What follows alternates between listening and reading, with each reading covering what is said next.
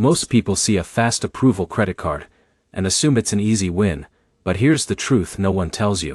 Some of these cards help you build credit, but others end up costing more than they actually improve your financial life. So the real question is simple. Is the Rapid Pay card actually worth it in 2026?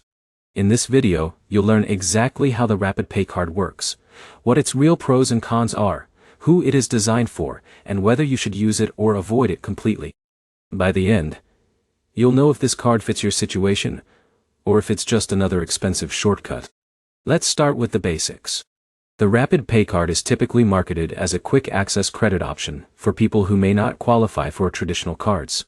Think of someone like Alex who just started working and has no credit history, or John who had a few missed payments and needs a second chance.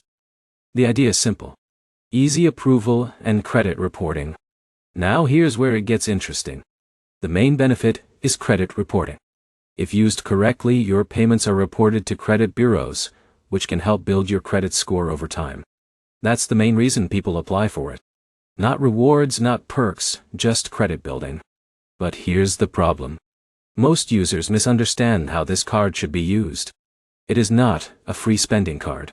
It usually comes with fees, and sometimes those fees are higher than expected compared to better alternatives. If you are not careful, you could be paying monthly costs without getting strong credit improvements in return. Let's talk about approval. The Rapid Pay card is generally easier to get than traditional credit cards. That makes it attractive for beginners. But easier approval often means stricter terms, lower limits, or higher costs. This is where most people get surprised after signing up. Now let's go over usage strategy. If you do get the card, the key is discipline. Keep your balance low. Never max it out. Pay on time every single month. Even one missed payment can damage your credit progress instead of helping it.